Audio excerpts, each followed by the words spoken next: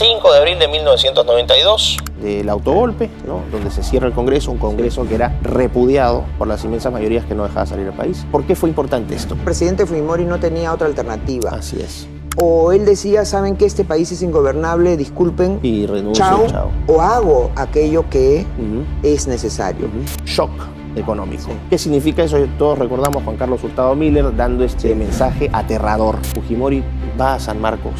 Uno pasaba por Avenida Venezuela y qué bien San Marcos, eran todas las unidades pintadas con hoz y martillo. Lo que sí hay que decir es que en materia de la reestructuración económica, del diseño de las instituciones, el señor Montesinos nunca tuvo ningún protagonismo. Fue política antisubversiva. Aquí también hay responsabilidad política. Año 2000, reelección. ¿Cuál fue su postura con respecto a esta decisión del presidente? Muchos consideramos que quizás fue otro error de cálculo político. Bueno, yo voté en contra de la ley que permitía la reelección. No, yo ese día me he comunicado con él por teléfono. O sea, por fax, mentira. Esa es una mentira, pero grotesca, de las tantas que se han dado. Exacto. Entonces yo le digo, presidente, venga. Ya está bien, renuncie, pero venga al Perú. Van a decir que usted es cobarde, van a decir que usted es ladrón, van a decir... Y entonces él, ¿qué me dice ante mi insistencia?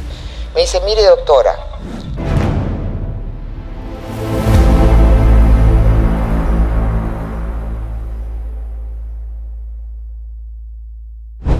queridos amigos, ¿cómo están? Soy Miklos Lucas y estamos en una nueva edición de Piensa Más en Betel. Y en esta ocasión tenemos una invitada a la que yo personalmente admiro mucho, ella lo sabe, es una persona muy valiente, muy consecuente, muy inteligente, una figura histórica de la política peruana. Se trata de la doctora Marta Chávez. Marta, es un honor tenerte aquí y brevemente, antes de pasar, para la gente que no sepa, sobre todo los más jovencitos, sobre todo a las feministas. Marta fue la primera mujer presidenta del Congreso de la República en la historia de nuestro país. Así que, Marta, un placer, un honor. Usted sabe la admiración y el cariño que le tengo. Gracias. Y me siento muy honrado de que esté en este programa. Gracias, Miklos, por tus palabras y gracias también por el trabajo de orientación, de formación que haces. Creo que no son muchas las personas que tienen esa visión y misión cuando tratan de hacer que las personas conozcan la realidad de las cosas. Creo que eso es fundamental. Muchísimas gracias. También agradezco yo, a través de este agradecimiento, a Betel, porque Betel apuesta por un programa de esta naturaleza, así que un fuerte abrazo a todos mis amigos, colegas, compañeros de Betel.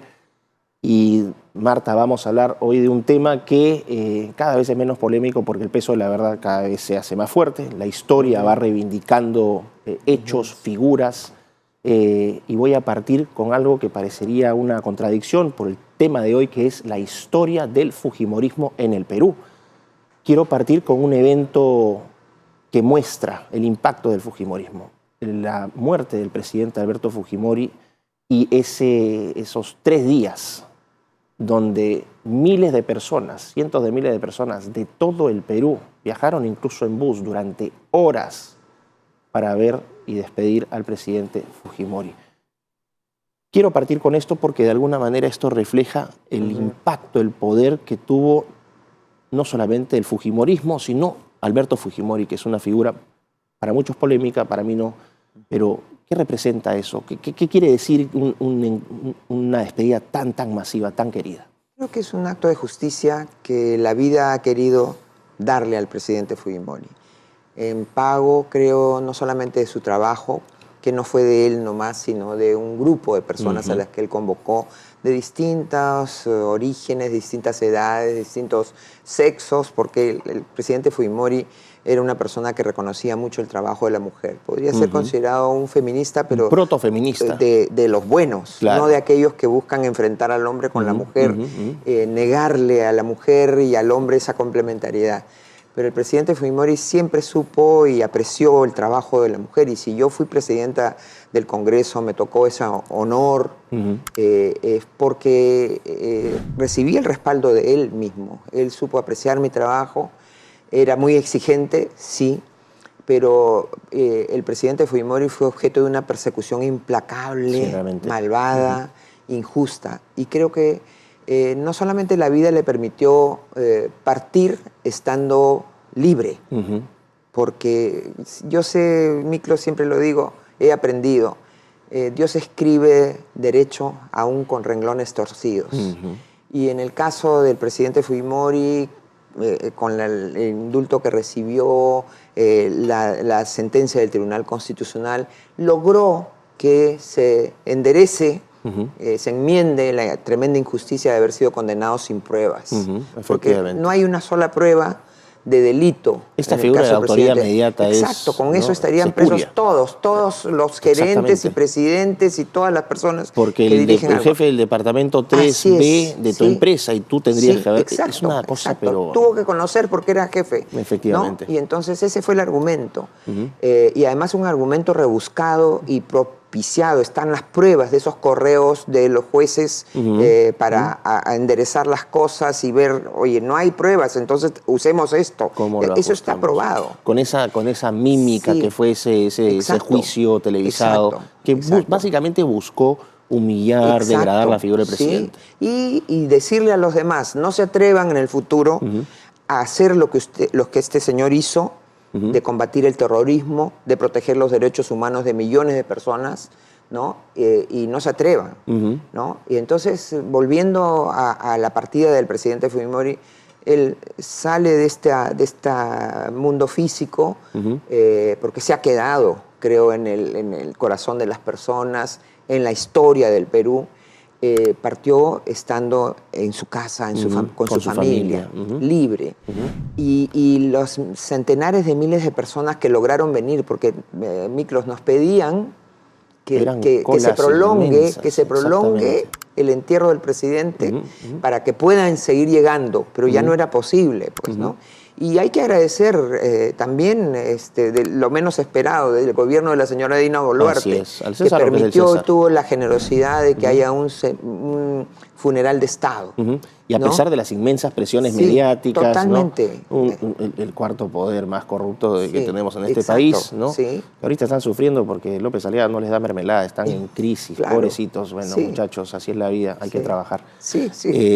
Ahora, pero lo que usted me dice es realmente conmovedor porque yo también tuve la fortuna de conocer al presidente Fujimori, lo fui a visitar en varias ocasiones a Enate, en Barbadillo, y encontraba, era una persona muy metódica, ¿no? muy oriental en muchas cosas, pragmática, esquemática, pero tenía una cualidad que todo el mundo parece que no entiende, que es el presidente sabía escuchar.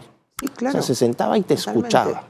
Finalmente él tomaba la decisión, pero lo que yo percibí es que era un hombre que tenía, si algo le interesaba, escuchaba. Exacto. Y respetaba. Yo he vivido eso, lo he vivido, porque yo he sido una persona a la que él le ha permitido decirle cosas distintas a las que él pensaba. Claro. Y apreciaba eso. Yo he sentido todo el tiempo que trabajé con él, he sentido que él apreciaba que le digan las cosas, no que no le digan sí, señor. Él apreciaba eso y como bien dices, Miklo, él luego tomaba la decisión. Que no tenía problemas. Es una cualidad, de hecho, saber tomar decisiones. Que era necesario, ¿no? En una situación como la que vivíamos. Sí.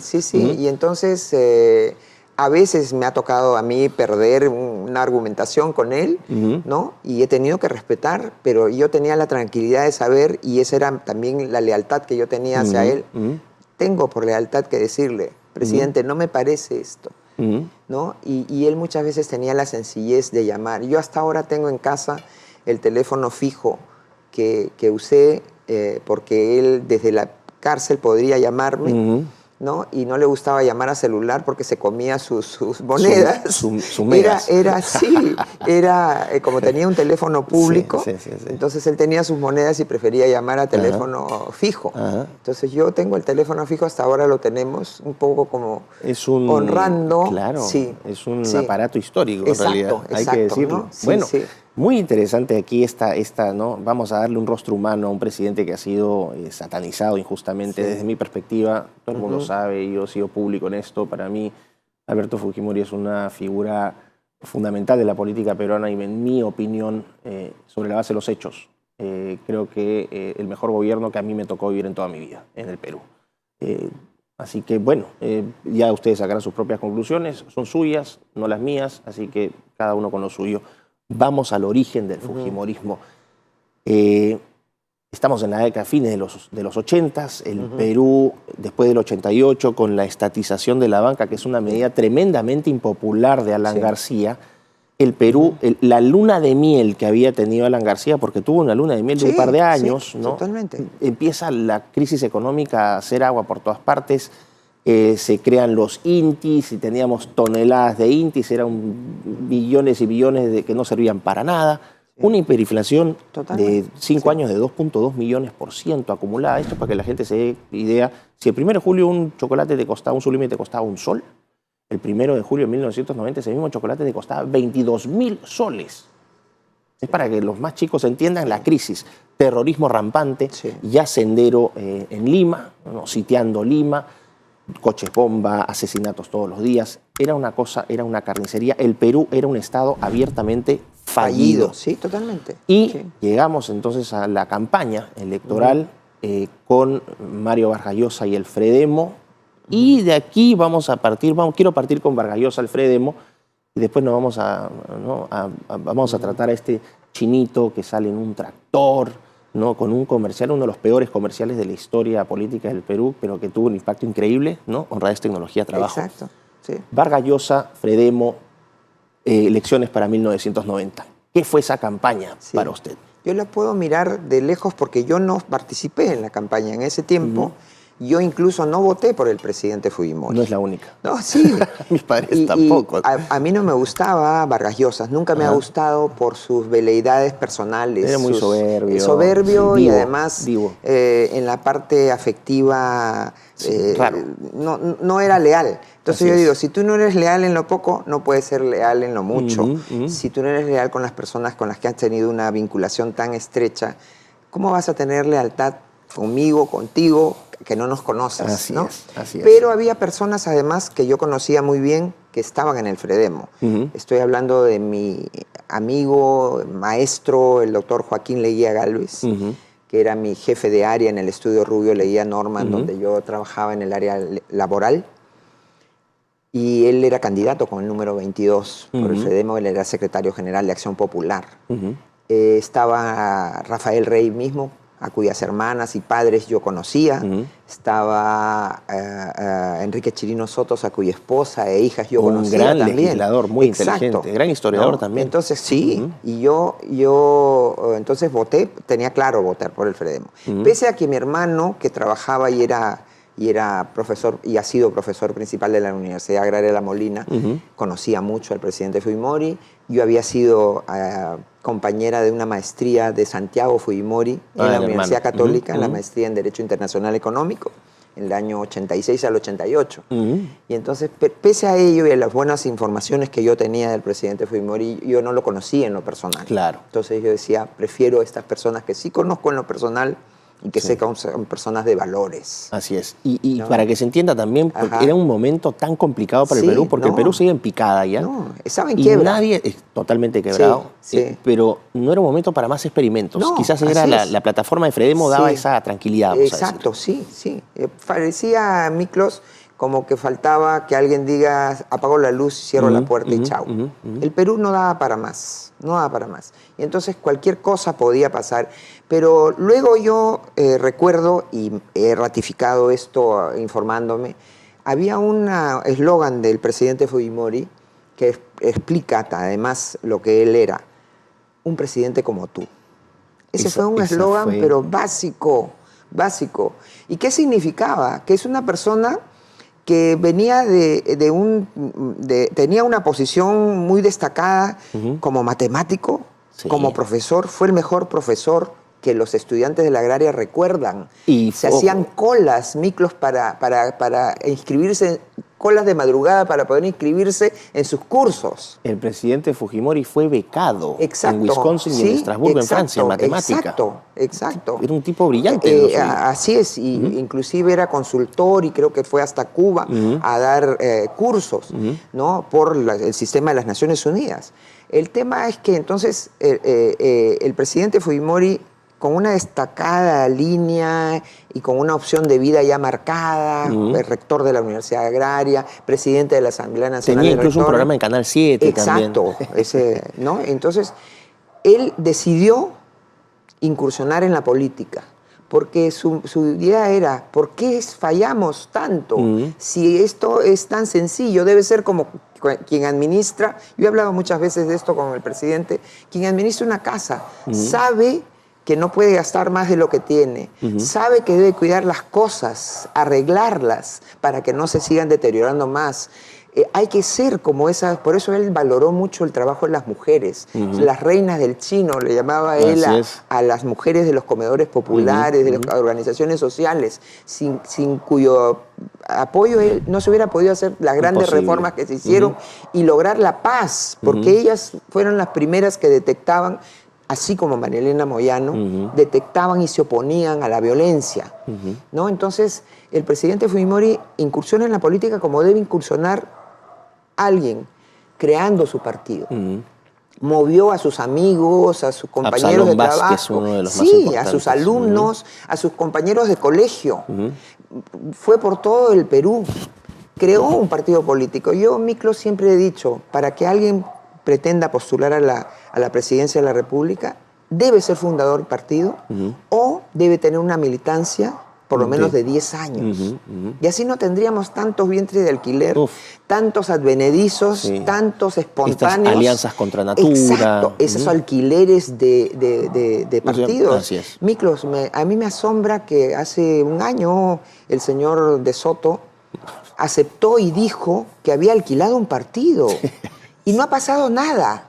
No hay fiscal que investigue, no hay SUNAT que pregunte cuánto se pagó por esto, con qué recursos, se pagó impuestos, cuál es ese partido, esa maquinaria que se alquila al mejor postor. Y si me permite, el hecho de que tengamos una enorme fragmentación política hoy con más de 60 partidos inscritos o registrados y más de 43 ya registrados. 43 ya registrados. Sí.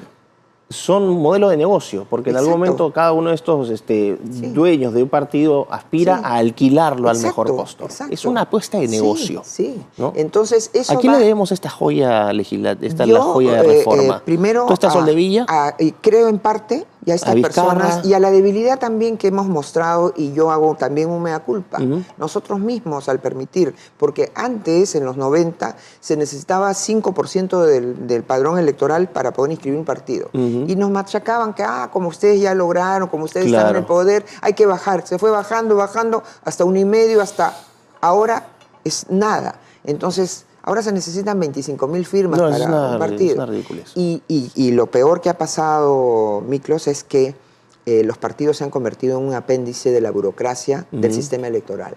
Nosotros, voy a hablar por la experiencia de Fuerza Popular, tenemos recursos públicos, sí, porque la ley permite eso. Tenemos recursos privados también. Y tenemos a la OMPE, la Gerencia de Supervisión de Fondos Partidarios, metido en el partido de 8 o de 9 de la mañana a 5 de la tarde durante todo un mes completo para averiguar si has comprado agua. Y si compras agua para tus 5 trabajadores, ¿por qué tienes que comprar agua? Eso no ayuda a la democracia. ¿Quiénes son ellos? ¿Quién es un auditor para decir que eso no ayuda a la democracia? Cosas así, pero se lo ha permitido el Congreso, porque la ley debería fijar muy claramente: los entes electorales en la Gerencia de Supervisión de Fondos Partidarios solo puede fiscalizar la legalidad, como es la Contraloría General de la República. La Contraloría General de la República no le puede decir al Hospital Almenara: ¿por qué has comprado un resonador y no compras 5 tomógrafos?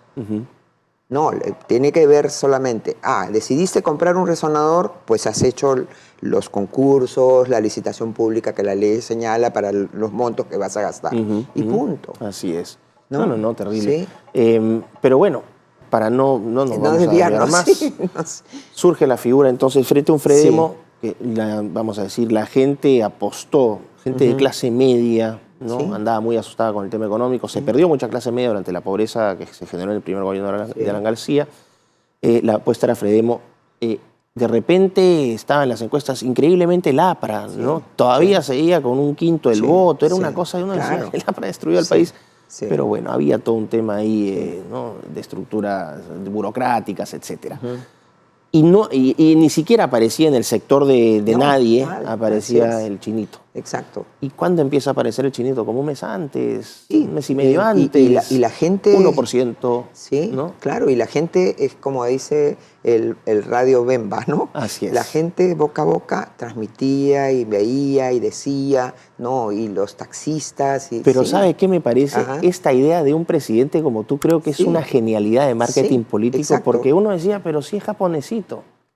Pero soy como tú, no vengo de las élites, no soy un beneficiado de familia de alcurnia, me hice solo. Exacto. A eso se refería y eso el peruano de a pie, cansado de la política tradicional, ve eso en Fujimori. Entonces, efectivamente se identifican con la figura de Fujimori. Y así empieza a subir. Y así empieza. Y en los debates demuestra además que era una persona que conocía.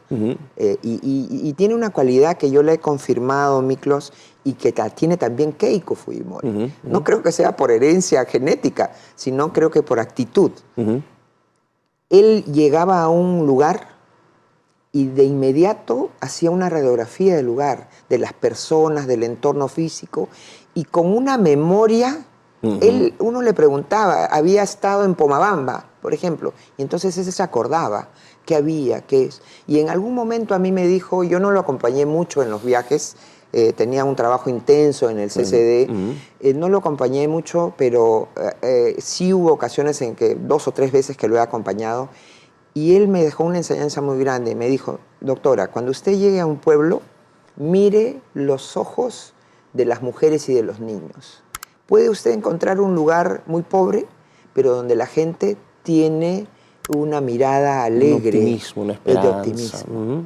En cambio, puede usted llegar a otros lugares donde la gente está aplastada. Y entonces mire los ojos de los niños y de las mujeres. Y él preguntaba además a las personas, ese alcalde, ¿qué tal persona es? Ese maestro, ese policía. Y según eso él tomaba la decisión, por ejemplo, y él decía, es de Acción Popular, no importa. Si la gente considera que ese es un buen alcalde, que está haciendo las cosas bien, hay que apoyarlo. Si es del APRA, hay que apoyarlo. Si es de la izquierda, hay que apoyarlo. Claro. Y entonces él tenía como un mapa en su cabeza. A veces con Santiago, su hermano, nos preguntábamos, este señor, por el presidente, cuando ¿duerme realmente o está pensando y descubriendo y encontrando soluciones para las cosas? Bueno, era muy práctico, no dormía mucho, trabajaba mucho, era trabajólico en muchos aspectos. Pero el tema de la campaña, él forma, ¿no? Porque su partido es Cambio 90, ¿no? Y aparece también una facción Nueva Mayoría, ¿no? ¿Cuál es la diferencia? El 92. Claro. Vamos a ir entonces, antes, entra con la plataforma de Cambio 90. Cambio 90 es el partido, vamos a decir, es cierto, tenía orígenes también, aunque la gente no lo sepa. Había una raigambre marxista también en la ideología.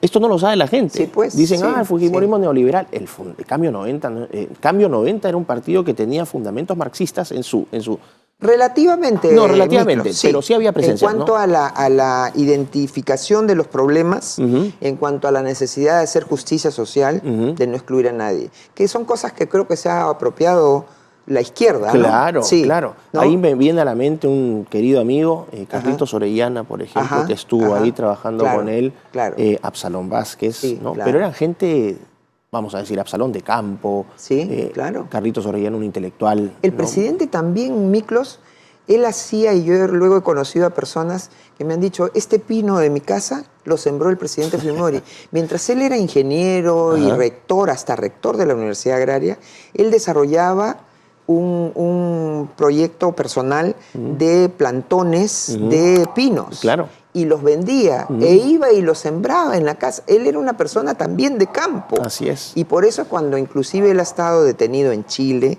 ha estado detenido acá en el Perú, el entorno... Tenía su huertito. Así es. Él hacía que el entorno todo está lindo, esté lleno de frutales, de flores, y con sus propias manos, y pedía apoyo también, ¿no?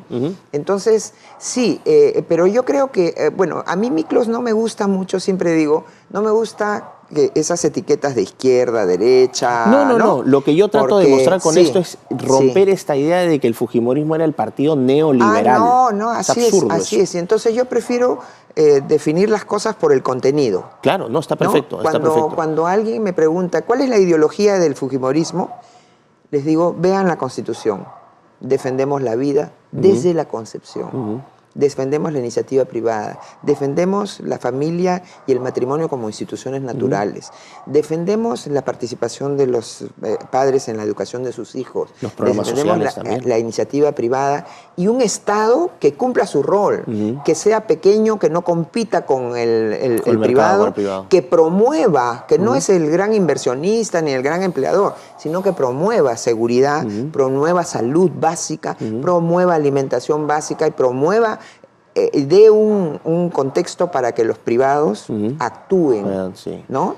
Y entonces, sí, yo creo, el presidente, hay un estudio, Miklos, de un doctorando en la Universidad Católica, que ha demostrado que analizando los gobiernos del siglo XX, no tengo el nombre del autor, lamentablemente, tuve una entrevista con él porque, como parte de su investigación, pero su hipótesis demostrada era que el gobierno del presidente Fujimori fue el gobierno que más apertura tuvo a distintas personas. Sus funcionarios no eran solo de su partido, ¿no? Sino de distintas personas e incluso de distintas ideologías. Así es. Exacto. Es por eso es que es difícil definir ideológicamente al fujimorismo. Es una tarea compleja. El pragmatismo quizás puede ser el pragmatismo es un hecho. Es decir, el pragmatismo político es hacer antes que decir.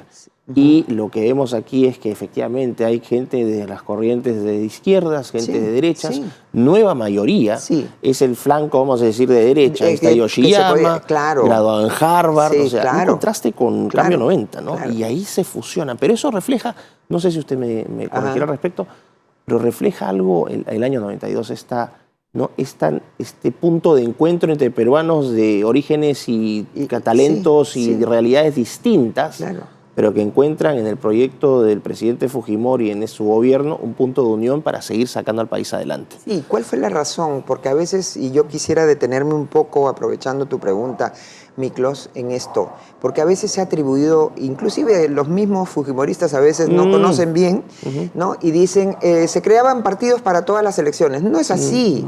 Se creó Cambio 90 el año 88, 89, y el año 92... se funda el 11 de septiembre, el día que el presidente fallece.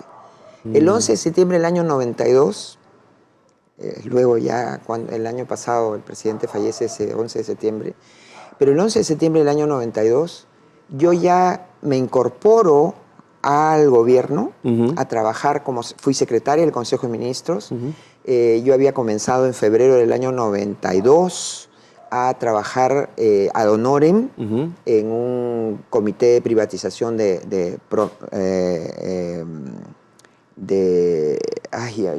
olvidé el nombre, de una empresa que fue la compañía Belco que Alan García había expropiado. Petromar. Petromar, ok. Y creó la empresa pública Petromar y entonces se creó el comité de privatización de Petromar.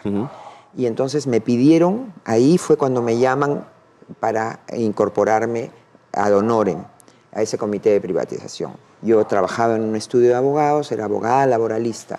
Y entonces comienzo a trabajar y luego, 3 días después que el presidente Fujimori cierra el Congreso y toma esa decisión tan difícil, irrepetible, ¿no? Difícil, límite, pero necesaria. Ojo, y esto yo lo recuerdo, siendo niño, yo recuerdo porque yo leía abrumador apoyo de la población. Casi 9 de cada 10 peruanos apoyaron esa medida. Así que no ven ahora los memoriosos históricos que aprendieron historia del Perú en los libros, siendo adoctrinados en la Católica, de quienes sí vivimos esa época y sí la recordamos. Claro. El Perú estaba en una situación de crisis con sendero luminoso en las puertas de Lima, ¿no? Porque entonces, es fácil interpretar, ponerse un patricio de la ley. Exacto. Se te está hundiendo el barco. Tenemos que respetar los protocolos. El barco se estaba hundiendo y no había punto de retorno. Es más, Miklos, yo defiendo la Constitución, me he vuelto en la práctica constitucionalista. Yo era laboralista con una maestría en Derecho Internacional Económico porque siempre el Derecho Internacional me gustó.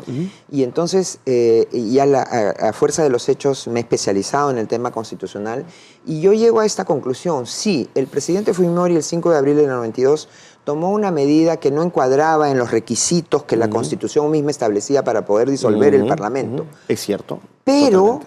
no es una medida contra la Constitución, porque la Constitución lo que busca es darle viabilidad al Estado. Y en el Perú no teníamos esa posibilidad de que el Estado sea viable. Creo que el presidente Fujimori no tenía otra alternativa. Así es. O él decía, ¿saben qué? Este país es ingobernable, disculpen. Y renuncio, chao. ¿No? O hago aquello que es necesario. Y entonces yo conozco al presidente Fujimori 3 días después, el 8 de abril del año 92. Y él me pide, me dice, ¿usted estaría dispuesta a trabajar con nosotros? Y yo digo, sí, sí. Y entonces mis amigos me decían, pero estás yéndote a una piscina sin agua, esto no está consolidado, tú tienes una carrera de derecho viable. Yo he sido una de las primeras también mujeres asociadas a un estudio de abogados, porque antes era un sector muy de hombres, ¿no? Habré sido la tercera mujer en el Perú que se ha asociado a un estudio de abogados.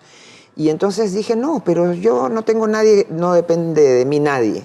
Yo vivía con mis padres y entonces dije, si no hago esto hoy, ¿cuándo? ¿Con qué derecho voy a poder criticar a los demás? Es. Mi libertad, tengo libertad de acción. Otras personas a veces porque tienen responsabilidades familiares, no pueden dar ese salto. Y entonces yo dije, sí. Y fui secretaria del Consejo de Ministros unos meses. Y ahí vi cómo ese presidente, y está grabado y están las grabaciones en Palacio de Gobierno, cómo ese presidente, luego de que cierra el Congreso y comienza a trabajar y a aprobar leyes en el Ejecutivo, discutía y debatía y sabía de todos los temas de reforma. No sabía de los temas operativos, de a quién iban a capturar, por ejemplo, con nombre y apellido. Es imposible, ¿no? Pues.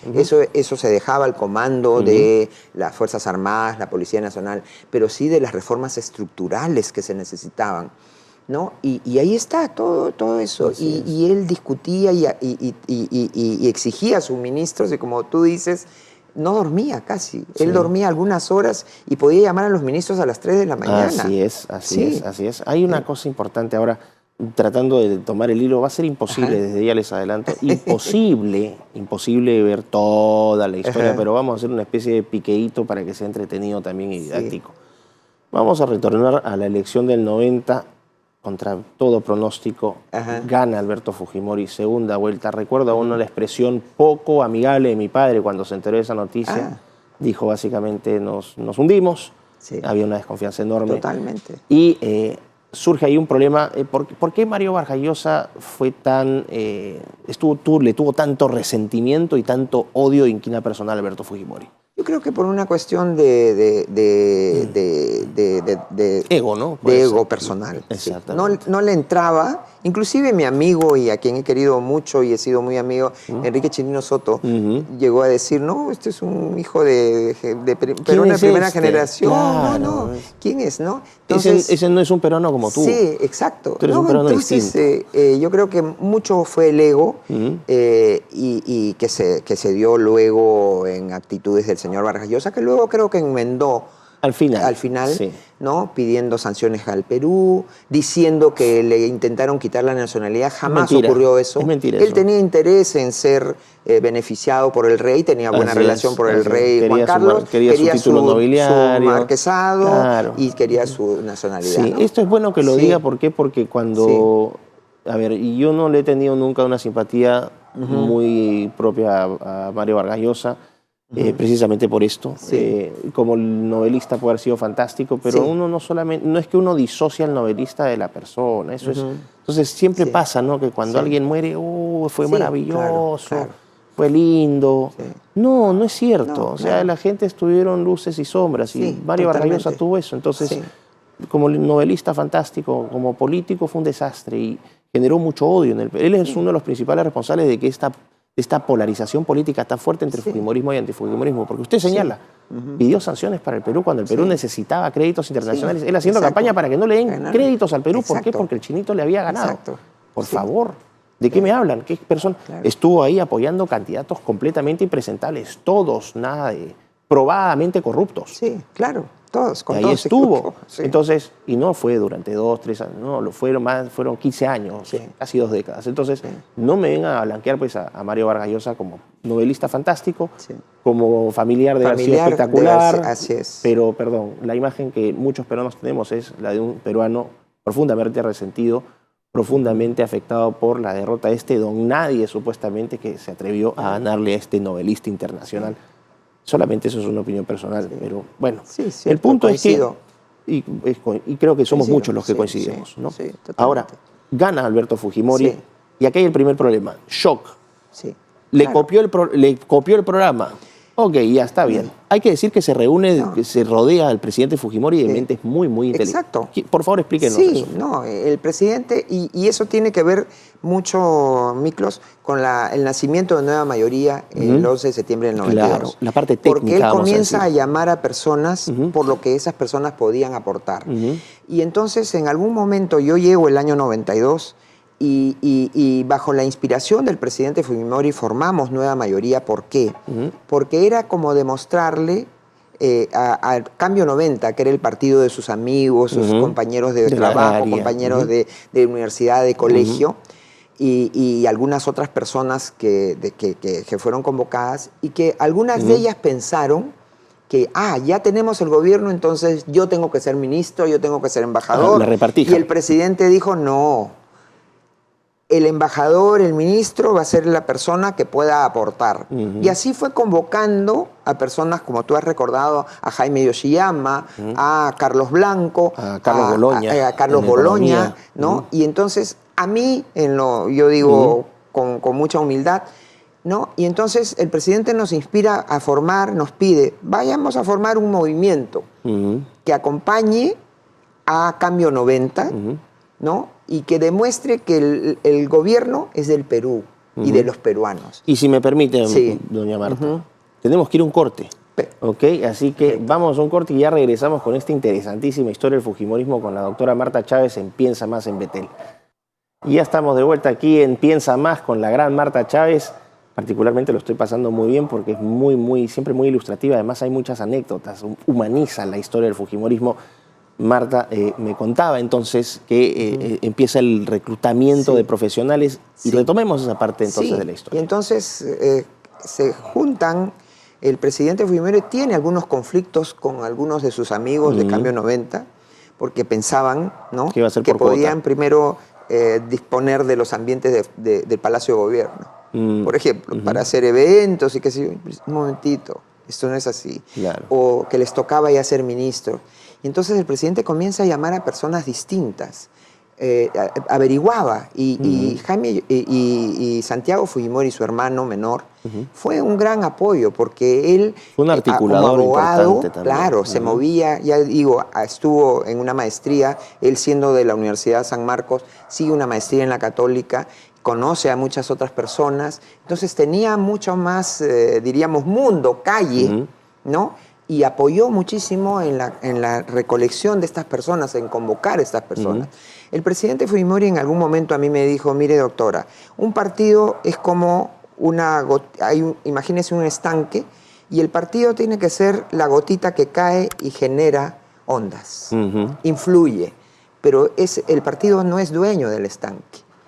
Y entonces él tenía esa concepción de los grupos. Y entonces formamos Nueva Mayoría. En ese momento la legislación era mucho menos burocratizante que ahora. Y se formó y se hizo la alianza. Cambio 90, Nueva Mayoría, para ir a las elecciones del CCD. 80 peruanos y Miklos. Debo recordar algo también. Nosotros, sin que la ley lo exigiera, comenzamos con esto de las hojas de vida de los candidatos. Hicimos un librito con las hojas de vida de cada uno de los 80 candidatos de Alianza Cambio 90 Nueva Mayoría. Y habían muchos que habían sido rectores, muchos que tenían maestría, que tenían doctorados. O sea, gente, inclusive, siendo un distrito electoral nacional, la mayoría era de provincias. Claro, que es otro... Es otra visión que tenía momento, el presidente. Lima era mucho más fuerte de lo que es ahora en términos de impacto político, económico. Sí, sí. ¿no? Y entonces ahí comenzamos con esto, primero a orientarle y decirle, y esto se publicó en un periódico de circulación nacional, fue un agregado, ¿no? ¿Quién es cada cual? Entonces logramos en esa elección 44 de 80 congresistas, ¿no? Y entonces ha sido de alguna manera mi experiencia cuando el presidente Fujimori tenía el gobierno.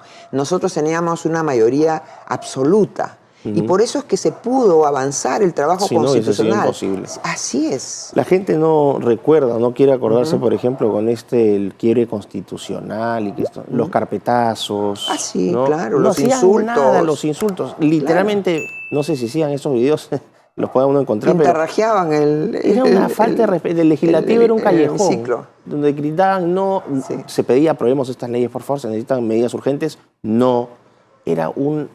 Por eso es que la gente Eran apoyó. 240 personas. Así es, era una burocracia absurda y la gente apoyó, pero con los ojos cerrados, la medida del presidente. Ahora, encontramos entonces este equipo de técnicos y aquí en esta parte, para poder alcanzar, porque si no, no vamos a terminar, vamos a tomar momentos emblemáticos. Así, si me permiten, voy a tomarme esta tingencia para poder estructurar un poco el programa. Primer punto, shock económico. ¿Qué significa eso? Todos recordamos a Juan Carlos Hurtado Miller dando este mensaje aterrador. ¿Qué significa el shock económico? Para mí, el pragmatismo de alguien, yo no me detengo en preguntar si es que ese programa igualito de Vargas Llosa, del Fredero. Lo cierto es que el presidente, yo me imagino como un médico. Ya, me están diciendo que hay un enfermo, me lo van a traer. Ya, llego a tenerlo, ¿no? Y lo veo. Y me doy cuenta que no tiene una inflamación, sino tiene un cáncer o una septicemia, que necesito amputar de repente un dedo o un pie para salvar toda la vida. Entonces, yo creo que esa fue la situación del presidente Fujimori. Ese fue el espíritu de la... Fue necesario y las personas a las que se convocó, personas como tú has mencionado, Carlos Boloña, que en paz descanse, el ingeniero Hurtado Miller, el ingeniero Absalón Vázquez, todas las personas que fueron convocadas por lo que podían aportar, el presidente Fujimori tuvo la posibilidad entonces de decir, por acá debemos Efectivamente. ir. Por acá. Ese tema del shock económico, y yo recuerdo el ambiente del país en ese momento, hubo una enorme preocupación, incluso una resignación, pero el espíritu que yo he viajado mucho con mi padre, mis abuelos vivían en Satipo, zona roja, o sea, a mí no me van a contar, paramos en San Ramón y al día siguiente 120 kilómetros en 8 horas, conozco el Perú desde chiquito, sé cómo era por lo menos cómo estaba la situación fuera de Lima.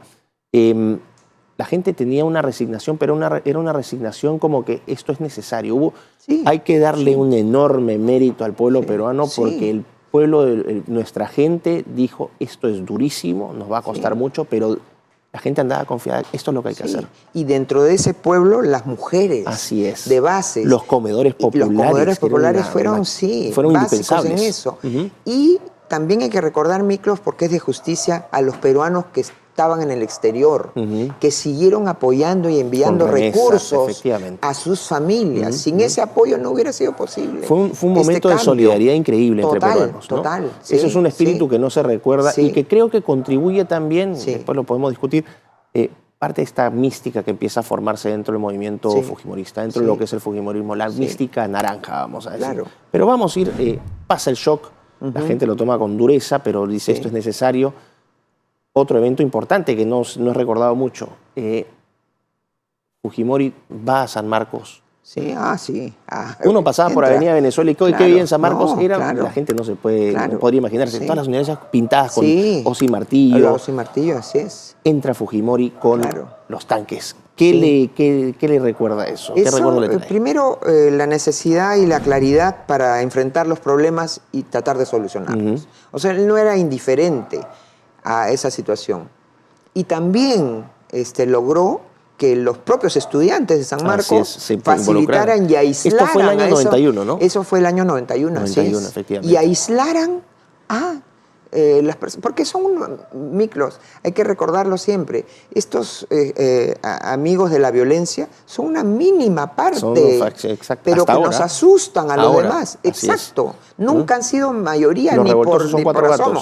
Exacto, pero pueden hacer tanto daño y acomplejar y asustar a la población. Entonces, que un presidente que personifica a la nación, una persona haga lo que debe hacer, y él tome los riesgos, porque el presidente tomó los riesgos y los asumía.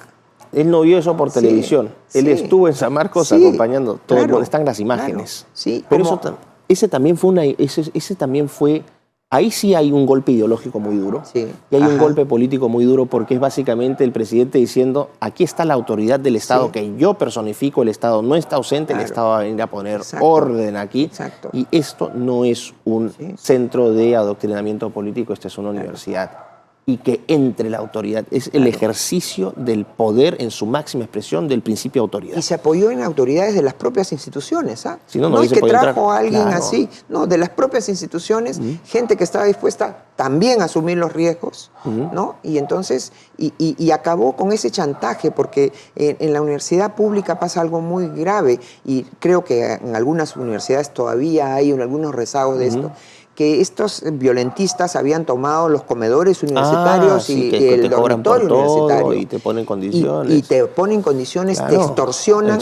Y hasta ha habido alumnos que han tenido que dejar la universidad, que se han enfermado porque no les permitían entrar al comedor.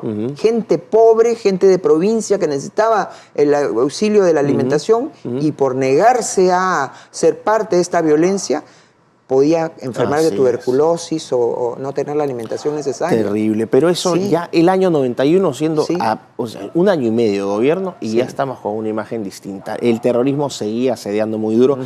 Ya atentados terroristas en Lima, Tarata es uno de los más recordados, ¿no? Uno de los más sangrientos. Y quiero llegar a dos momentos. El año 92 es crucial. Hay dos eventos importantísimos. 5 de abril de 1992, ¿no? El golpe del autogolpe, ¿no? Donde se cierra el Congreso, un Congreso que era repudiado por las inmensas mayorías que no dejaba salir al país. Y quiero que me comente aunque ya me había adelantado muy brevemente, ¿por qué fue importante esto? ¿Cuál fue el punto cuál fue la razón por la que se hace esto? Yo creo que porque no había otra medida. Fue para mí un estado de necesidad. ¿No? Y que, reitero, Miklos, no fue algo contra la Constitución, ni contra el orden constitucional. Fue para permitir que el orden constitucional retorne, para permitir que el Estado sea viable. Porque el Estado, ¿para qué se forma? Para darle tranquilidad, para darle viabilidad a las personas que forman parte de ese Estado y que, por lo tanto, requieren de un gobierno que los conduzca. Y en ese momento también el Parlamento rechazaba sumariamente todas las iniciativas, ¿no? Porque el presidente preparó una serie de decretos de emergencia, ¿no? Claro. Porque él tenía cierto margen como desde el Poder Ejecutivo para hacer unas iniciativas de emergencia. Es un tema básico ese que tú tocas, porque claro, hay gente que dice, pero le dieron facultades delegadas. Sí, se emitieron docenas de decretos legislativos en materia laboral, en materia de reforma del aparato productivo. Pero esos decretos legislativos, con una mayoría aprista e izquierdista en el Tribunal de Garantías Constitucionales, poco a poco eran destruidos y ni siquiera derogados, sino te decían, saco este artículo, dejo subsistentes los otros, y deformaban toda la legislación. Claro. Luego tenías a los ministros del Interior y de Defensa todos los días informando en el Congreso, porque el señor Javier Descanseco, por ejemplo, necesitaba saber qué iba a pasar con sus amigos equivocados o sus amigos de la violencia. Vean a Díaz Canseco ahí en los videos defendiendo a los terrucos. Sí, claro. Un asco claro, sí. Y entonces distraían a los ministros del Interior, a los ministros de Defensa, llamándolos al Congreso todos los días. Efectivamente. Sí. Era pura entonces era inviable. O sea, como dije más temprano, Miklos, el presidente Fujimori creo que decía, discúlpenme, ustedes me eligieron para gobernar el país, esto es ingobernable, adiós. Así es. ¿No? Es bueno resaltar esto, ¿no? Seguirán habiendo debates perfectos, lo que quieran, Marta Chávez, yo y millones de peruanos más pensamos que fue lo mejor que pudo pasar. Así que vamos a decir que ahí se consolida un enorme apoyo al presidente, que va a llegar incluso, ya llega a un punto cúlmine, porque el terrorismo está muy fuerte. Y creo que este es el primer gran logro popular que con solamente eso yo creo que el presidente Fujimori ya pasa a la historia. 12 de septiembre de 1992, un momento que yo voy a recordar siempre. Yo estaba en Chile estudiando y recuerdo que por la radio se anuncia la captura de Abimael Guzmán. Para quienes hemos vivido el terrorismo, esos años fueron durísimos. Para quienes tuvimos la fortuna de no ser severamente afectados por el terrorismo, porque hubo gente que perdió familiares, infraestructura, trabajo. Fue un periodo miserable. Ese momento fue un momento de renacimiento para millones de peruanos. ¿Cómo recuerda usted ese 12 de septiembre de 1992? Sí, bueno, con el júbilo que sentimos todas las personas, ¿no? Y como parte de un proceso, porque el presidente Fujimori siempre consideró, primero, que el tema del terrorismo no era solamente un tema policial ni militar, era un tema también en el que la población tenía que participar. Y era un tema que significaba también llevarle oportunidades a los pueblos sin que esto significara justificar de ninguna manera el terrorismo, porque el terrorismo no tiene ninguna justificación. Hay personas que justifican por la pobreza, por la exclusión. No tiene ninguna justificación. Pero hay que mirarlo de una manera integral. Holística. Y así como se apoyó y se dieron recursos a las fuerzas del orden, para que, y en esto estoy hablando no solamente de policía,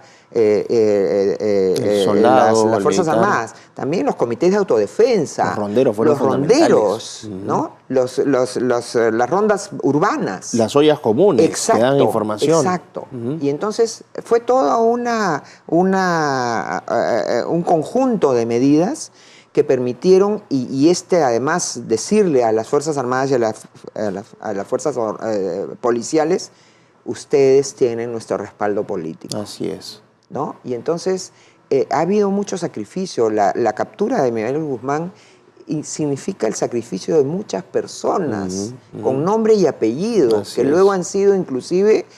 Miklos luego fueron objeto de represalias, fueron objeto de persecución por los mismos terroristas y por sus aliados ideológicos y legales, que los han perseguido toda su vida. Los caviares, hay que decirlo con toda la de su ley, por eso es que los repudio, pero con todo mi corazón. Exacto. Gente realmente malvada. Y efectivamente fue creo que la lucha antiterrorista con el presidente Fujimori fue tan exitosa porque él dejó de compartimentalizar a las fuerzas del orden. Ya no era policía, más ejército, más... No, todos juntos. Se hizo una causa nacional. Exacto. Y creo que ese fue el gran mérito de esa estrategia.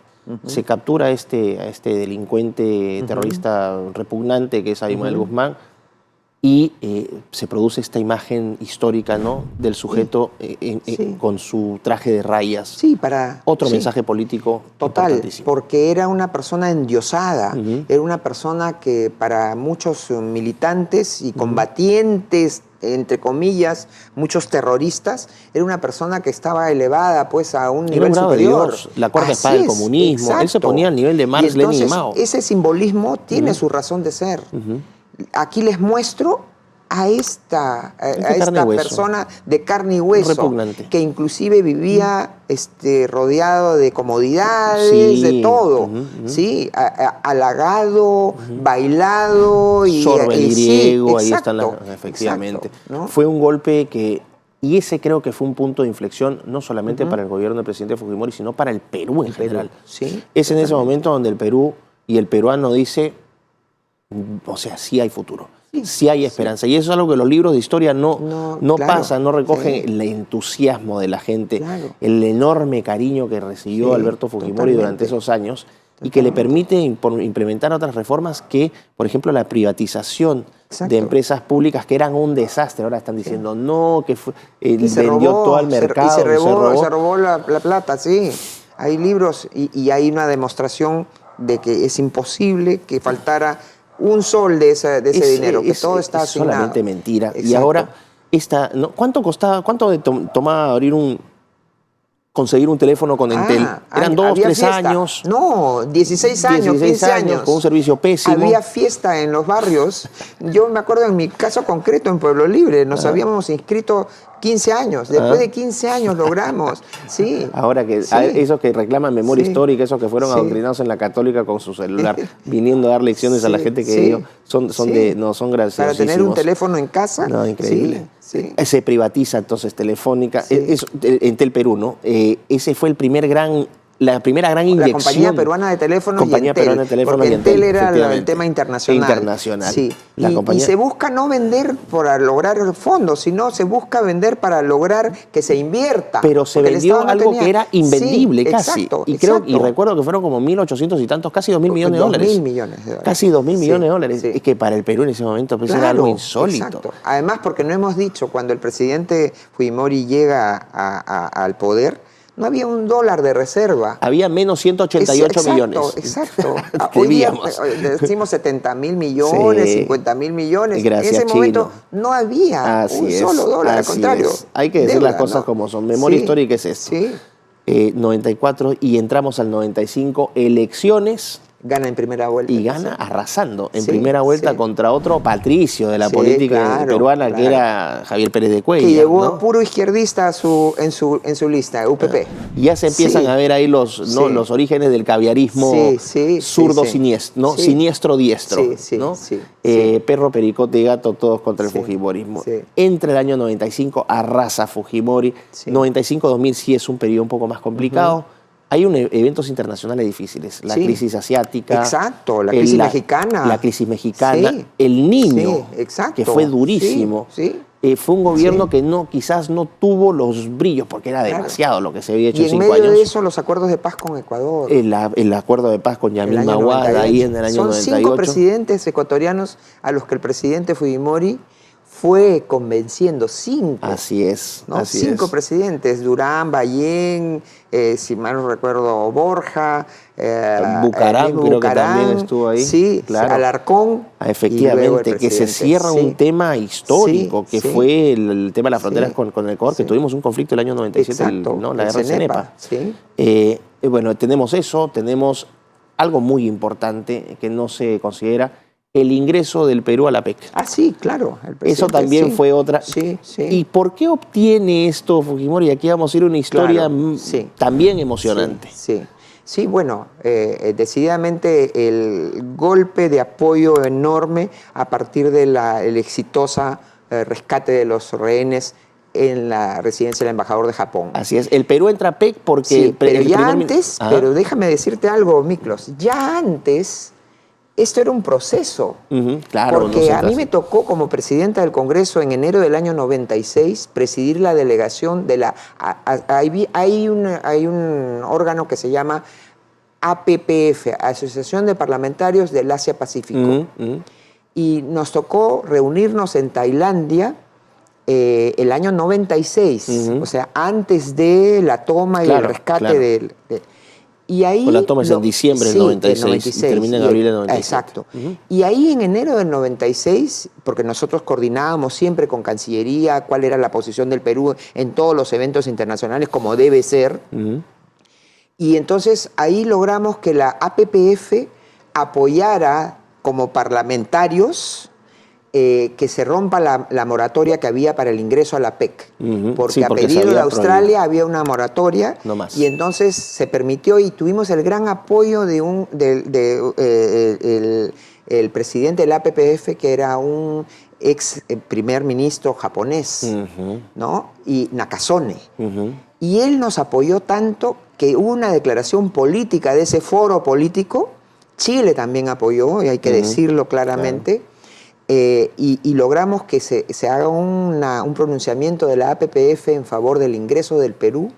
Y de ahí, ¿sabes quién se cuela? Rusia, nada menos. Rusia colándose, aprovechando este gran impulso y este prestigio que tenía el gobierno del presidente Fujimori a nivel internacional. Prestigio. Exacto, por el tema económico. Teníamos un presidente que era reconocido internacionalmente por lo eficaz que era. Y entonces nos apoyaron, ya en 96. Pero luego ya el apoyo real a nivel de la propia PEC vino con el gobierno de Japón. Efectivamente. Entonces, Claro, fue un segundo gobierno que tuvo también puntos altos. El tema del niño, que fue durísimo, también hubo una ayuda masiva en el sur del Perú, la movilización del Estado funcionaba dentro de todas las limitaciones. Y de aquí pasamos a una situación más triste que hay que reconocer que fue parte de la historia del fujimorismo, 1990-2000, el rol de Montesinos en el poder, la corrupción que no se puede negar que hubo, porque la hubo, y aquí los críticos creo que tienen parte de razón en la forma como ellos atacan este aspecto, porque fue la primera vez que, no es que la corrupción no haya existido, pues fue la primera vez que un grado de corrupción tan grande se desvela públicamente. ¿Qué reflexiones tiene al respecto? Porque hay que ser autocríticos y hay que reconocer las cosas buenas y las cosas malas. Totalmente. ¿Qué pasa con esto? Sí, creo que si pudiéramos volver hacia atrás, nosotros mismos yo misma, porque yo era presidenta de la Comisión de Defensa, yo traté mucho con el señor Montesinos por razones de mi trabajo, como presidenta de la Comisión de Defensa. Que está cercano a salir a todo esto, ¿no? Sí, parece que incluso por cumplimiento de los 80 años. Así es. Pero lo que hay que decir es que sí, pues, hubo un contexto en el que se le dio, o el señor Montesinos adquirió bastante protagonismo, pero dentro del tema de las Fuerzas Armadas, y inclusive el señor Montesinos logró, yo creo que llegó a idear un camino, una alternativa política para él mismo. Porque el año 2000 ya se probó que él inclusive logra convencer a algunas personas para un pronunciamiento, incluso una alternativa. Sacar a Fujimori, ¿no? Entonces, reitero, yo creo que si hubiera conocido este lado oscuro, que además es las personas que trabajan en el servicio de inteligencia, yo siempre tuve muy claro, son personas que están acostumbradas a vivir en la sombra, a utilizar, a crear escenarios y a resolverlos ellos mismos para hacerse más gratos. Claro, efectivamente. Pero lo que sí hay que decir, Miklos, bueno, ahí está todo documentado, están los videos, ¿no? Pero lo que sí hay que decir es que en materia de la estructuración económica, en materia de la estructuración, del diseño de las instituciones, el señor Montesinos nunca tuvo ningún protagonismo. Fue política antisubversiva. Exacto, que, ojo, el tema, así es. Aquí está el punto donde uno podría haber una contención.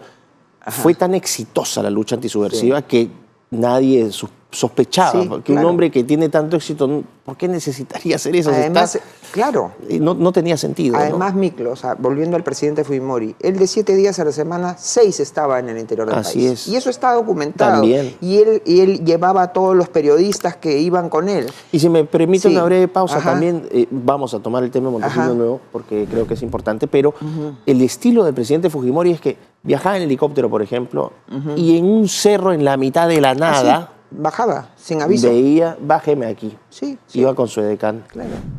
Y bajaba y la gente decía... Miklos, mi esposo, en ese tiempo, en el gobierno del presidente Fujimori, trabajaba para la página política del comercio y tenía a cargo Congreso y Palacio de Gobierno. Pues les decían a los periodistas, solamente lleven ropa abrigada o ropa ligera. Eso era lo único, nadie sabía a dónde iban y por lo tanto en la población no iban avanzadas ni iban portátiles a hacer nada. Como ocurre ahora. Como tú bien dices, iba en el vuelo o el presidente decidía, vamos a bajar aquí. Y la gente salía. Llegaba, efectivamente. Sí, a mí me ha tocado 2 o 3 veces participar en esos viajes y en verdad... Era una cosa... Debe ser emocionante, ¿no? Maravilloso. Es gente que totalmente abandonada y de repente dice, bueno, llegó el Estado, está presente a través del presidente. Yo creo que no hay provincia... No hay, decididamente, no hay provincia que el presidente no haya visitado. No hay distrito. Quizás habrá son más de 1800 y casi tantos. 2000, así es, que no haya visitado al presidente. Y la gente se acuerda. Increíble. Cuando uno tiene ocasión de ir a los pueblos... Aquí es que nunca el único que vino fue Fujimori. Y después se sorprenden. Después se sorprenden por qué le iba tan bien en las elecciones. Sí. Una cosa, pero de locos. Vamos entonces a regresar al tema de Montesinos. ¿Cuál fue? ¿Hay responsabilidad penal o responsabilidad política en el gobierno? En el caso, porque responsabilidad hay. O sea, no Yo creo que responsabilidad política, y siempre lo he dicho, que se paga en las urnas. Así es. No se paga en los tribunales. Sí es cierto, como repito, yo pudiera dar marcha atrás, diría sí, por favor, a esta persona, tenga cuidado con ella. Es la espina que se tiene del gobierno de Fujimori, es precisamente ese, ¿no? Pero nunca se ha demostrado que hubiera habido, primero, que el presidente hubiera participado en un acto ilícito de los que sí programó el señor Montesinos, ¿no? Y le interesaba a él porque tenía ya su vertiente política. Entonces a él le interesaba, por ejemplo... tenía un proyecto político propio. Sí, exacto. Y entonces a él le interesaba, por ejemplo, tener esta influencia en los medios de prensa y aprovechaba... La compra de medios es inobjetable. Exacto. Es inobjetable. Pero el presidente Fujimori más de una vez dijo, yo no necesito a yayeros en la prensa. Y es que era verdad. Exacto. Porque tenía un gobierno que era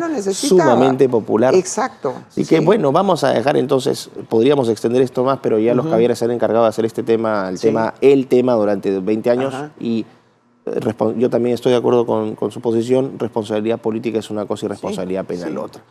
Aquí también hay responsabilidad política. Año 2000, reelección. ¿Cuál fue su postura con respecto a esta decisión del presidente? Para muchos consideramos que quizás fue otro error de cálculo político, porque decíamos, lo ha hecho fantástico, que deje el poder, va a volver de todas maneras, la gente lo va a extrañar y va a tener otro periodo. ¿Qué pasó ahí? ¿Cómo evalúa usted este? Yo lo evalúo como un error, en mi apreciación. ¿Cómo evalúa usted esta reelección del año 2000? Bueno, yo voté en contra de la ley que permitía la reelección, esa llamada ley de interpretación auténtica. Expresé y pedí a mi partido que me dejen la oportunidad de decir mis razones. Pero una vez que se aprobó la norma, había que defenderla, porque era una ley del Congreso. Y uno actúa como partido también. Exacto, ¿no? Pero sí tuve la oportunidad de decir, yo no estoy de acuerdo con esto. Mi posición era que debíamos ir a un referéndum. Para que el pueblo dijera, y yo estoy segura que lo hubiéramos ganado. Yo también. El pueblo hubiera dicho, hay que modificar el artículo de la Constitución que no permite la reelección. Aunque parezca increíble, la gente no, sobre todo los más jovencitos, Fujimori tranquilamente hubiese salido con más del 50% de apoyo en ese referéndum. Claro, la efervescencia de su gobierno era muy, muy fuerte. Pero creo que a él lo convencieron, y es respetable, de que era posible hacer esa interpretación. Ahora, yo creo que el presidente Fujimori consideraba que era necesario consolidar las reformas que se habían hecho. No por no lo movió a él un afán de protagonismo, ni de egoísmo, ni menos aún de beneficio. Es la misma actitud que ha tenido Miklos en las últimas semanas de su vida. Él decía, y hay muchos testigos, yo necesitaría 1, 2, 3 años para arreglar las cosas del Perú el año 2024. Y él pedía que tuviera la posibilidad de tener salud. Y sí es cierto, y le atacaron a Keiko por eso, porque decían, está usando a su papá. Pero no, el presidente Fujimori tenía la voluntad.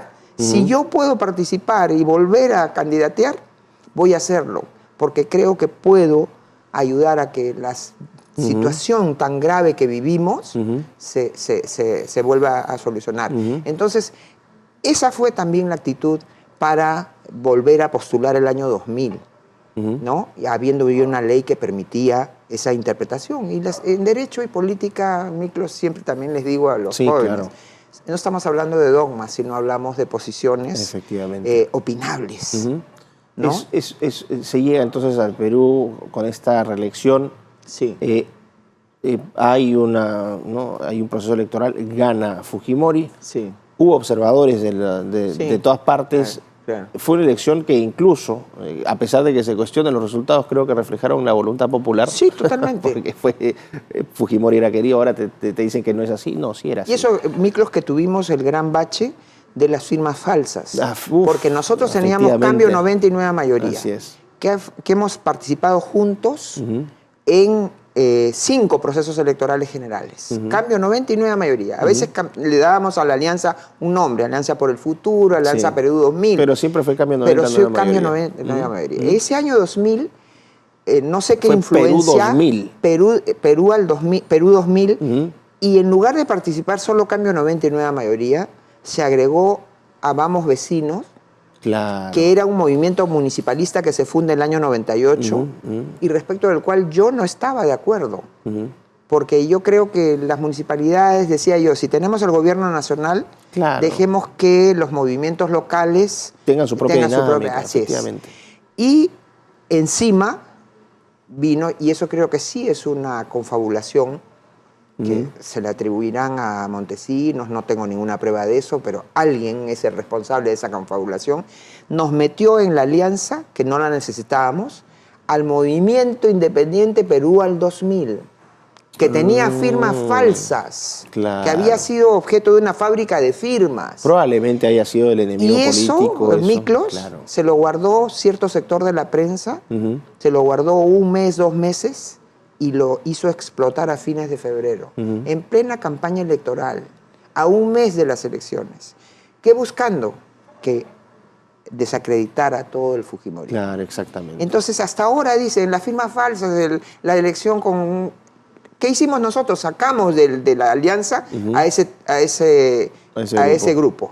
No participó en las elecciones, pero claro, hasta ahora hay gente que se llena la boca que lograron con firmas falsas ganar la elección. Sí, no. Pero sí fue un golpe duro. Yo creo que hubiéramos ganado el 2000 en primera vuelta. Totalmente. Pero ese golpe nos significó no ganar en primera vuelta. Sí. Vimos a un Toledo pues apoyado por el señor Gorriti, sí, ¿no? Anunciando fraude. Se parece bastante a Magneto, Gorriti. No, sí, claro. Sí, totalmente, totalmente.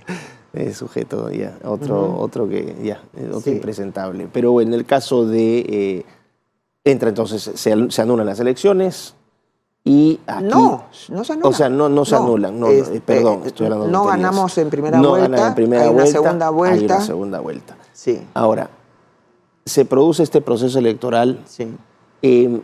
Aquí empieza a surgir la figura de Toledo, la caviarada. Claro, claro. Después este falso Patricio. El dinero de Soros, el millón de Soros. Así es. Coqui responde, claro, ¿no? Por $700.000. Efectivamente, aquí sí, vamos a tirar unas chiquitas aquí sí, mientras tanto. Pero finalmente el presidente se va de un viaje, ¿no? Precisamente sí, por APEC, creo que se va a Brunei, sí, y no regresa. Claro, porque ya sabía, habíamos hablado con él, hablado con él de un escenario. Porque no olvides que hubo una mesa de diálogo de la OEA, y mientras estábamos en esa mesa de diálogo de la OEA para ver qué problemas habían habido, porque se hablaba de fraude, qué sé yo, se pedía en el Congreso que la vacancia del presidente Fujimori. Sí. Desde la mesa de diálogo se frenó varias veces en los pedidos del señor Olivera y compañía. Él derrota a Toledo en esa segunda vuelta, se va de viaje, pero ya la situación... Ahí está la famosa marcha de los 4 suyos. Claro, claro. ¿no? Ahí sale Gorriti y el clan, que siguen gobernando detrás del poder hasta esta época. Claro, entonces el presidente Fujimori ya sabía, habíamos hablado con él, de que el primer escenario era, primero... censurar a Marta Hildebrand, que era la presidenta del Congreso, porque querían poner ellos a alguien que pudiera luego representarlos en Palacio de Gobierno. Claro. El segundo paso era vacar al presidente Fujimori, por cualquier razón. Y nos habíamos roto, en verdad, la alianza Perú al 2000, que llegó al Congreso, no tuvo la mayoría absoluta en el Congreso. Varios de sus miembros con el video del 14 de septiembre, sí, el video Curi Montesinos. Ese fue un bombazo. Claro, ¿no? Entonces algunos de esa alianza se fueron y entonces decididamente quedamos en una situación absolutamente fragmentada. Y entonces en ese escenario lo hemos conversado con el presidente y sabíamos que el inicio de esto iba a ser la censura de Marta Hildebrand. Luego venía la vacancia de él.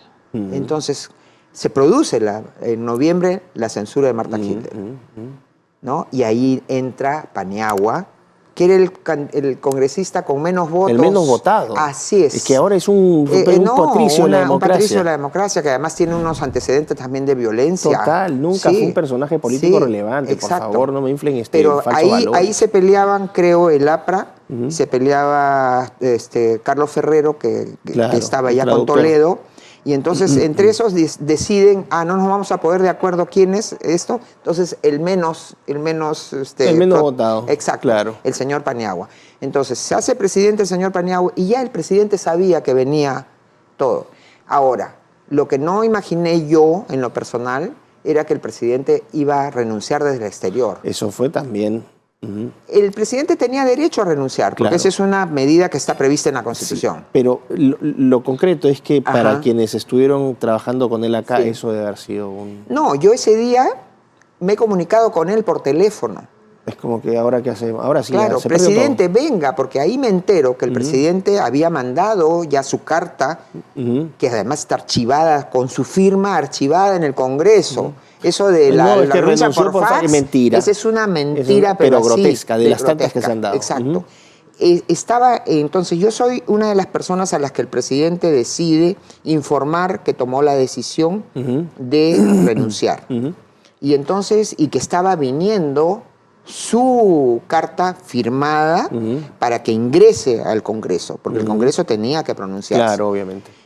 Sin embargo, en ese día, el presidente del Consejo de Ministros de ese entonces, Salas, decide anunciar. El presidente nos había pedido reserva hasta que llegue su carta original, ¿no? Federico Salas, ¿no? Federico Salas. Sí, lo recuerdo. Y entonces yo ese día lo llamo al presidente porque me entero de que el presidente se iba a quedar fuera. Entonces yo le digo, presidente, venga, ya está bien, renuncie, pero venga al Perú. Porque van a decir que usted se ha llevado las barras de oro que había dicho el señor Barba, ¿no? Que llevaba maletas con centenares de... Eso también no sé cómo se podía cargar eso, ¿no? Falso. Está probado. Luego van a decir que usted es cobarde, van a decir que usted es ladrón, van a decir... Y entonces él, ¿qué me dice ante mi insistencia? Me dice, mire doctora, usted imagínese que está en una carretera y de improviso se encuentra con una pared. ¿Qué hace usted? ¿Se estrella contra la pared o hace un giro para volver luego al camino? Y él me dice, yo estoy en ese momento de hacer un giro para volver luego. Entonces yo de alguna manera ahí entendí y respeté. Bueno, es una decisión tan difícil, tan que iba a dar lugar pues a que digan todo lo que dijeron del presidente. Ahora, no nos va a dar el tiempo lamentablemente porque falta un montón de cosas. El tema del asilo en Japón, el episodio en Chile, el surgimiento de fuerza, de fuerza popular, pero bueno... De Fuerza 2011. De Fuerza 2011 y después, ¿no? Gradualmente como Keiko va tomando el liderazgo de fuerza, de lo que vendría a ser Fuerza Popular a lo que vendría a ser ahora. No nos va a dar, es imposible, así que les pido disculpas, es una historia de 25 años en una hora. Además no tan hacer. Intensa. Y súper intensa, porque tiene puntos altos. Parece una novela Lo único que turca. podemos decir, y quiero pedirte por favor que me permitas decirlo. Precisamente a eso quería que, ya como a modo de reflexión, ¿qué reflexiones finales nos deja este primer periodo? Historia del Fujimorismo, creo que hemos cumplido un poco. Reflexiones personales sobre esto. Primero, que somos un partido cuya lideresa no es lideresa por ser la hija de. Ella se ha fajado, ha formado un partido el año 2010, ¿no? Nueva Mayoría deja de existir porque ya no nos presentamos a las elecciones. Claro. Cambio 90 decidió por sus líderes otro camino, ¿no? Y entonces ella crea Fuerza 2011, el año 2010, y ella lidera y hace todo un trabajo político, y por ese trabajo político ella ha perdido 2 años de su vida injustamente presa. Pero ella sigue trabajando al interior del partido, liderándolo, y el Fujimorismo, bajo el liderazgo de Keiko Fujimori, no solamente tiene derecho, ¿no? No solamente a recibir las cargas, ¿no? Negativas, esto que hablábamos de estas experiencias negativas, sino también lo positivo. Representa un gobierno que ha sido exitoso. Tiene una ideología que está plasmada en la Constitución. Es ya la tercera Constitución más duradera de nuestra historia. Y creo que Keiko ha demostrado en los 3 últimos procesos electorales, más allá de las irregularidades que han habido, que ha sido la mejor candidata en esos 3 procesos electorales. Mejor que el señor Humala, mejor que el señor Kuczynski y, por supuesto, mejor que el señor Castillo. ¿No? Y creo que Keiko tiene derecho a seguir, porque también se dice, no, que Keiko no se presente. Un momentito. Keiko es fundadora de un partido político, lidera un partido político. Y ese partido político representa al fujimorismo, que está presente en el Perú y en el extranjero. Tenemos comités de fujimoristas en todo el mundo, Miklos. Sí, no, lo sé. Sí, ciertamente, bueno, la idea de Piensa Más no es polemizar, porque no es el propósito de este programa, y además son muchas más las cosas que me unen a Marta de las que me separan de Marta. Quiero yo, a título personal, rescatar que dentro de la historia del fujimorismo, aparte de la figura eminente del presidente Fujimori, hubo personajes del fujimorismo emblemáticos, y usted es una de ellas, parte de la historia del fujimorismo. Se me viene a la mente Carmen Lozada, Luz Salgado, o sea, hay gente que muy leales, ¿no? La misma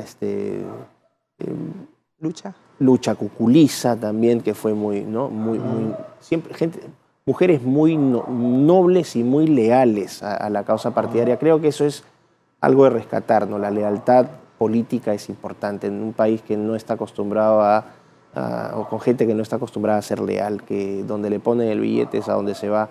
Creo que esto es rescatable. Es algo que también rescato, por ejemplo, de los apristas, lo tengo que decir, ¿no? Independientemente de las diferencias que uno pueda tener, y también de algunos izquierdistas, Rolando Breña, por ejemplo, ¿no? Que están ahí y tienen su posición y respetan esa posición. Yo respeto a esa gente. Usted es una de esas personas. Gracias, Miklos. Ha sido un placer realmente. Nos hemos quedado cortísimos. Nos hemos quedado muy cortos con el tema de la historia del fujimorismo, porque falta. Sigue siendo, para bien de muchos, para mal de otros, el Fuerza Popular, que representa el fujimorismo, sigue siendo una fuerza política relevante en el país. Vamos a ver qué pasa en estas elecciones, pero nada, espero que la gente se quede con esta historia, que busquen, que complementen. No todo es completamente malo, no todo fue completamente bueno. Fue un gobierno que marcó un antes y un después en la historia del Perú. Siempre digo, las dos figuras tutelares o los dos partidos tutelares de la política peruana o movimientos políticos fueron el aprismo y el fujimorismo en el siglo XX. Y en el siglo XXI el fujimorismo sigue siendo protagonista. Entonces, gracias por esta especie de clase con anécdotas. Y quién sabe, más adelante la tendremos nuevamente aquí. Miklos, gracias, María. Y bueno, eso. No sé si quiera unas palabras de despedida ya para... Gracias. Decirle que el fujimorismo es un partido que tiene un proyecto nacional serio, tiene gente que está dispuesta a trabajar por el país, ¿no? El amor al Perú creo que va primero que todo, ¿no? Bueno, Marta, muchísimas gracias y gracias a todos ustedes. Ya regresaremos en otra edición de Piensa Más aquí en Betel. Nos vemos pronto. Un fuerte abrazo.